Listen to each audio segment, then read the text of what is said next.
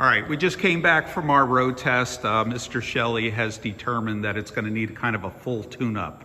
And he showed you some of the different components that are going to make up a tune-up. So we're going to give it a makeover, starting with the spark plugs. These guys came allegedly pre-gapped, but I never pay attention to anything in the instruction manuals or any of that because that would make too much sense.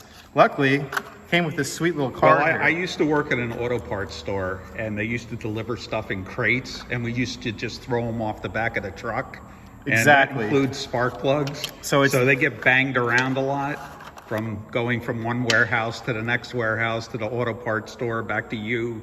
So what happened to the gap on some of these spark plugs? So some of these guys, look at this attention to detail. You're lucky you have two very fine instructors that know these things from rugged years of experience. Yes. This guy's been collapsed in, so I'm going to find the 020. He has like a zero gap. No gap on that. According to our specifications that Mr. They Shelley want it. provided us here. Right there, plug gap. Plug gap is 0.030, and we say that as 30 thousandths of an inch. So the tool that you have in your hand is a plug gapper. Yeah, and you have numbers. And you have all these options for different gaps all the way around. And because it wants me to do 030, I am going to use the 030 or 30 thousandths. So how do you know it's correct? Well, see how I'm trying to put it in there right now? Yeah. And it isn't fitting? Okay. That's because it's less than, right? Okay. So now I'm going to use this little guy with this little tooth, and I'm going to stick that tooth right there under the electrode arm there. So you have a center electrode and a side electrode. Okay, so the side electrode, I am now going to put some pressure on just ever so lightly, and I'm going to bend it so you're actually open a little bit. Okay. All right, and now I'm going to go back and check my work here, put it back 030. It just barely slides in there. Okay. Pretty tight, pretty close. The other thing you want to look at is, did I do it unevenly across from one electrode to the other? And I can kind of see that I did maybe a little bit, and you can kind of try to even that out. Yeah. Back to 030, make sure I didn't mess it up. Now it slides in there really nicely, and I can't move it up and down either, which would indicate that I have too much area in there. So I've done that one. Now let's go look and see. We'll put this one over in this pile. We're going to go to this one. Look at that gap. Okay. So now, unlike the other one, yes, I could tap it on the table, or I can use it this way and kind of guide it down by putting pressure on it that way. See? Now we're going to find it here, 030. But look at this one. Look at how it's not really lined up on the top of the electrode either. That doesn't really make me very happy. Mm-hmm. It doesn't inspire confidence. So I'm going to try to bend it over just a little without breaking. If you break this porcelain, you're due for a new plug. The white part. The white part is an insulator. Yes. So what will happen if that breaks? You'll get maybe a misfire? Yes. Yeah. If you get any fire, right? Yeah, it'll probably not fire at all. Because it'll take the path of least resistance. And in the case like this little flathead here, it will misfire right to the head. And then basically when you open the hood at night, you're going to see all sorts of great fireworks. So this part's important too, right? The white part here? Yeah. If you were to drop this, this would break. Okay. So if there's any cracks in the porcelain part of the spark plug, you're going to have to buy a new spark plug. Yep. The electricity will go right through the top and come out the side instead of jumping the gap. And it'll go to this metal part, which is grounded by threading it into the engine. Yep, there it goes. That can cause a misfire also. This one's also busted. Just a little too far down, very tight. Okay, so again, you shouldn't rely on the spark plugs being pre-gapped. Never. Unless if they're the new kind that have titanium or iridium or whatever tips. There'll be a lot smaller tips on the end instead of this larger tip that you see on this one. And those are pre-gapped. You just want to inspect them and make sure there is actually a gap, that it didn't move. But older cars, you had to check the gap, readjust them. So okay. I've got 4 gapped plugs here. Okay, so next thing you're going to want to do is we're going to need to get the old spark plugs out. So we're going to come over here. And we're going to do these one at a time because there's no easier way at making this a 7-hour job than screwing up the order of your plugs going to your distributor. Okay, so there's something called a firing order? There's a firing order, which in this case, it's written right here on the head so that any GI could see it if he was working on it. It says firing order 1, 3, 4, 2. So that's cylinder 1, cylinder 3, cylinder 4, and then 2. And most of the old engines, they're cast on the top of the head. We're talking 1960s and below. Okay. Along with the clearance for the valves and the clearance for intake and exhaust. So, I've already loosened these up because I knew you guys were coming, and Do you have to twist the boot sometimes if they're kind of sticky? Yeah, so a lot of times they'll cook to the side, and like I said, I've already had these off once today, so just for the sake of this, these guys are just sitting in here for the video. We're gonna pull this out, and you're gonna see, man, I guess when you think about all the age and everything, this one really wasn't so bad, but if you look at the edge of that electrode, it's all burnt back. Yeah. And this side's burnt, and I bet if I put the feeler gauge on that, that's greater than 30 thousandths, isn't it? So we bring it over here just because we're curious. Where's our 030 right there? And look at that. Oh yeah. Wow. Way off. That is way off. And a lot of that is because it's burned the main electrode off. As it also has, if you can see, the outer one is tapered now too. It's a little on the warm side, so I'll let Bill Staval hold it. All right, so you can see when this gets older, it wears the center and the side electrode larger, or actually smaller, so it makes the gap bigger, and that can cause a misfire.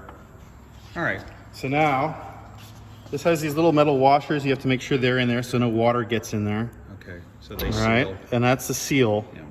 Yeah.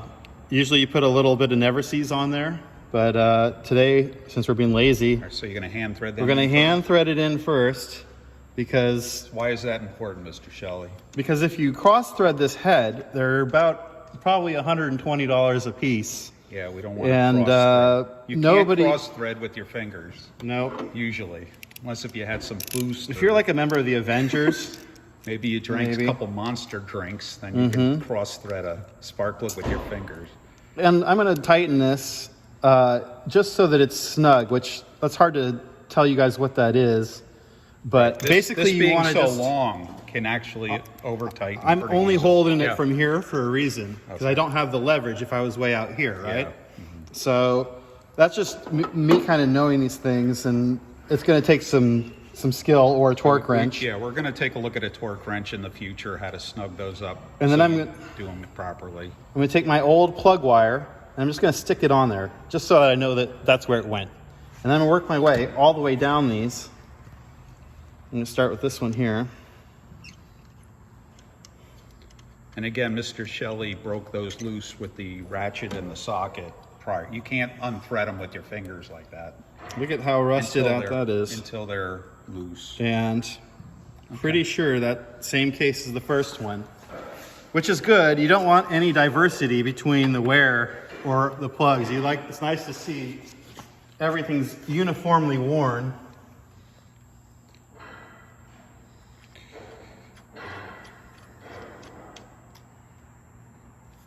Okay. And I'm just going to slap that on. Oh, we got to snug it. See? That's why you need 2 auto shop teachers to do these jobs. Sometimes if it's tight, you can use an extension maybe to make it a little taller so you can get your hands in there better. Yeah. Okay, so you get your hands out of the tight. Out of the video too. See, now you can really see what's going on. So he's going to just snug it up. He doesn't want to over tighten those. And again, we're going to show you using a torque wrench. I think Mr. Boone recommends that too. When you're tightening spark plugs for the first time. Well, you don't want to over tighten them. So. Or go crooked with them because you'll snap the top, the porcelain part. So you have to kind of like hold it straight up and down when you're tightening them. Okay, that's number 3. Again, no surprise there. That is not 020 or 030. Man. And again, Mr. Shelley is putting the plug wires back on as he goes, because if you mix those up, there's something called the firing order, which we'll again get into a little more detail.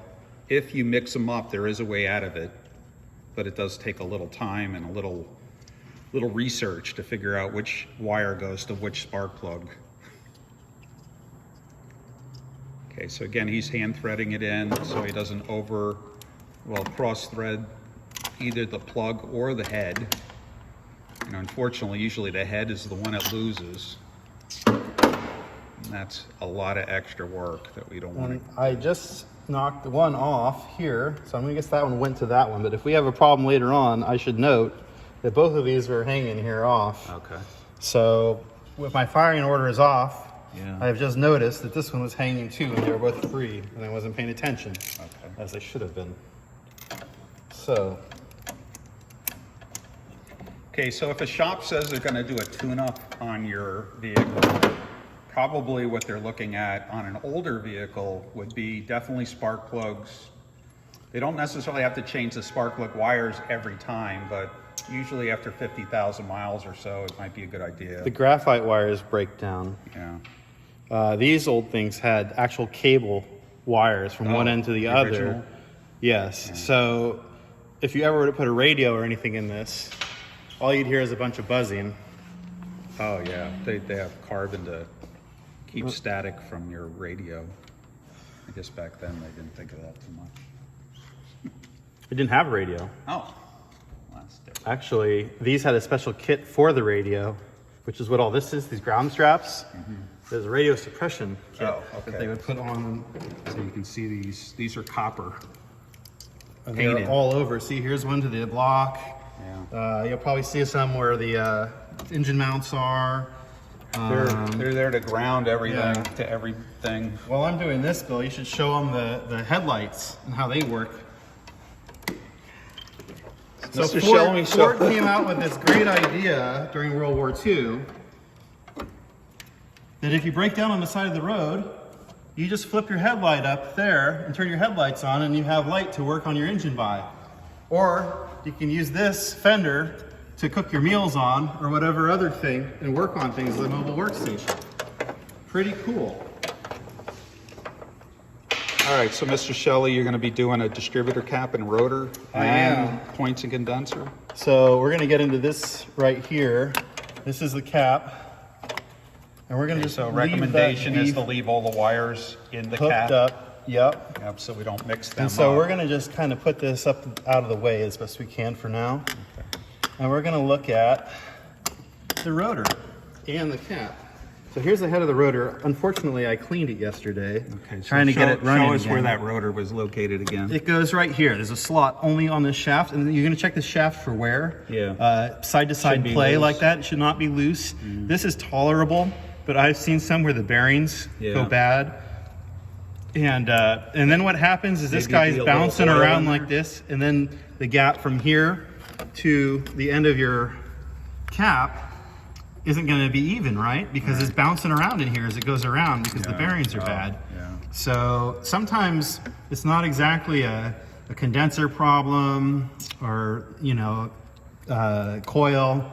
It's the actual shaft on the distributor. So mechanical problem. Yeah.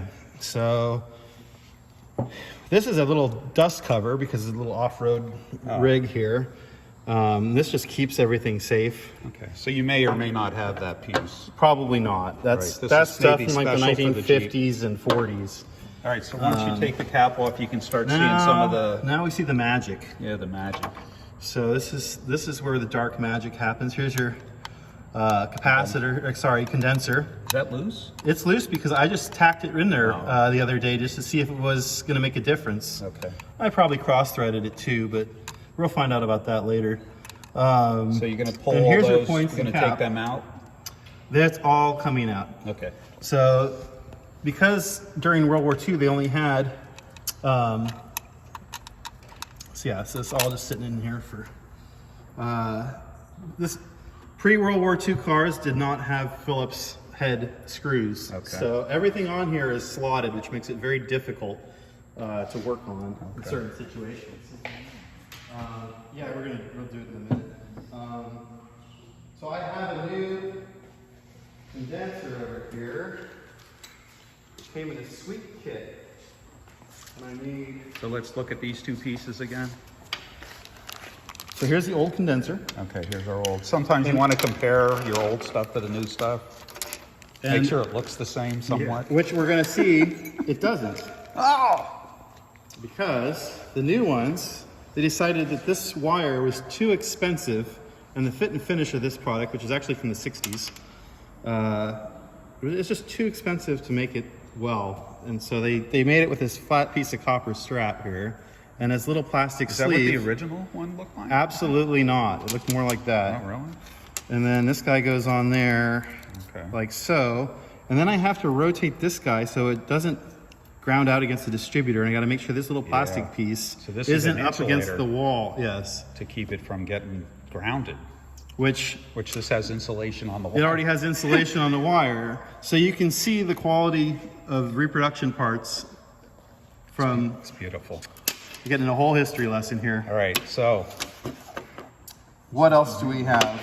Oh, there's the other one that I took out. This is the culprit right here. That was the original? This is the original. Okay. And all these are inside is little, like, tin foil. Yeah. You know, there's not a whole lot to them, so I always wonder, like, what would cause them to break down? Well, it's rolled in there, and it can short out. There's, like, insulator in between the roll of whatever. Okay. And it can short between the plates, and then it dies. See, and it's answers like that that we get from Bill Stivall that makes this such a quality education for you guys. Anyway. All right, so we're gonna take the old parts out. The old parts are out. I just gotta get the the screwdriver there. Okay. And I'll probably take this plastic off the screwdriver.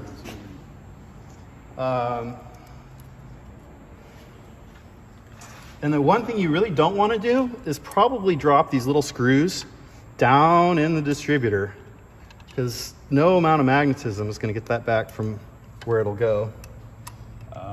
Yeah, you might have to pull the distributor out if that happens, and shake it upside down. That's a problem, because then you got to put it in the right way. That's a whole nother operation. Now you can see the old clamp is way different than the new one, which is another thing we're going to have to take into consideration. Hope it fits, right? Or can you just use the old one?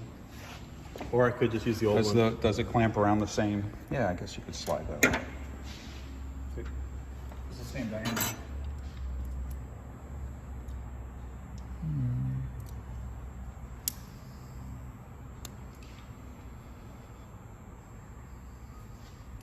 One thing that I pointed out in the history is they eliminated points of condenser, which saves you a lot of aggravation because you don't have to service the newer ignition systems. True. The goal of the manufacturers, honestly, were to try to make it so you almost didn't have to service the ignition system for at least 100,000 miles. And really it comes down to just spark plugs now. Yep. So one of the other interesting things, talk about cost cutting and serviceability. This guy's got a closed end on it and this one's got an open, right? Okay. So when I'm out on the trail, I can just slop that one in there, right? And just slip it back over. Right. Because this one I can't. Now I have to remove this standard screw here. I don't know how I'm going to do that up against this wall You here. gotta lift the points out. So the whole points have to come out, which we're doing anyway. Yeah. But that's kind of a frustrating thing to think about when you talk about having to do it like Bill Stivall was saying, and serviceability and the new stuff just isn't quite up to par. So we're going to pull the points out of this and we'll get it set up, replaced, and we'll look at these, I think in the next video.